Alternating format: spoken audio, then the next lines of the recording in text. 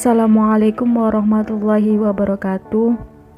Kami dari kelompok 10 yang beranggotakan Jundi Naufal Afif, Ria Triandini, Fatimah Setianingrum, dan Vivi Apriliani.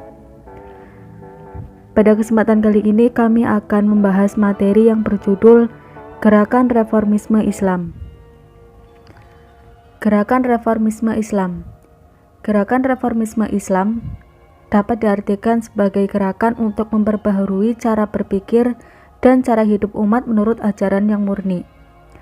Jatuhnya Mesir ke tangan Barat menyadarkan umat Islam bahwa di Barat telah timbul peradaban baru yang lebih tinggi dan merupakan ancaman bagi Islam. Maka, di periode modern inilah timbul ide-ide pembaharuan dunia Islam. Pembaharuan pemikiran dalam dunia Islam merupakan usaha para pemikir dan ulama untuk memahami ajaran Islam dengan mempergunakan segenap kemampuan kemanusiaannya sebagaimana dianugerahkan oleh Allah Subhanahu wa taala. Sebab munculnya gerakan reformisme Islam. Pembaharuan dalam Islam mempunyai latar belakang atau sebab muncul berbeda-beda dalam sejarah Islam. Dalam garis besarnya, sejarah Islam dapat dibagi ke dalam 3 periode, yaitu 1 periode klasik 650 sampai 1250 Masehi, merupakan zaman kemajuan dan dibagi ke dalam 2 fase. Fase pertama, fase ekspansi, integrasi, dan puncak kemajuan 650 sampai 1000 Masehi. Di zaman inilah Islam meluas melalui Afrika Utara sampai ke Spanyol di barat dan melalui Persia dan sampai ke India Timur. Kedua, fase disintegrasi 1000 sampai 1250 Masehi. Di masa ini, keutuhan umat Islam dalam bidang politik mulai pecah.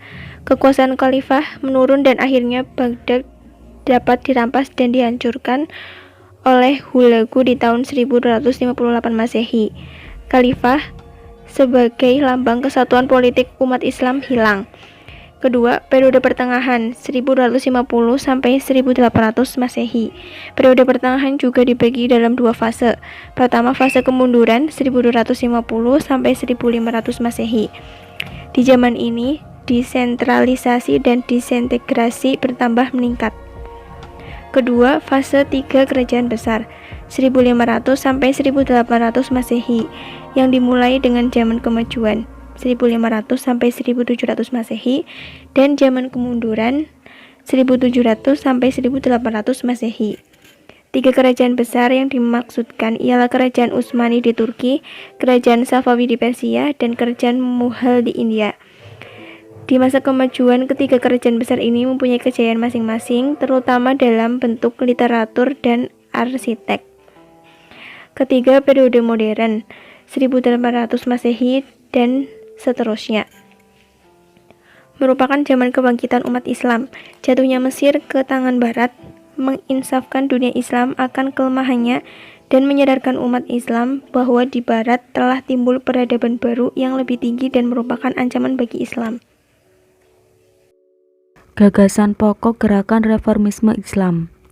Dalam perspektif sejarah, gerakan pembaruan Islam muncul sebagai reaksi terhadap 2 bentuk tantangan atau kombinasi dari keduanya, yaitu ancaman luar khususnya penaklukan asing dan perubahan moral serta ibadah agama yang seringkali diikuti kemunduran masyarakat Islam secara menyeluruh.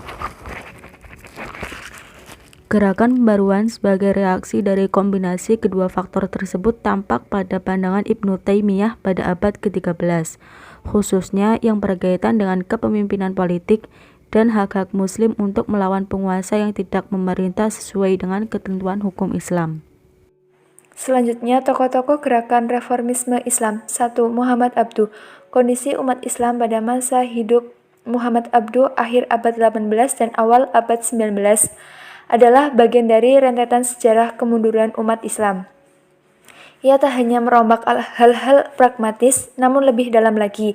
Cara keberagamaan fikih dan keyakinan tauhid mendapat suntikan infus. 2. Yazid Muhammad Rashid Ridha. Keluarga Ridha dikenal oleh lingkungannya sebagai keluarga yang taat beragama serta menguasai ilmu-ilmu agama, sehingga mereka dikenal juga dengan sebutan Syekh.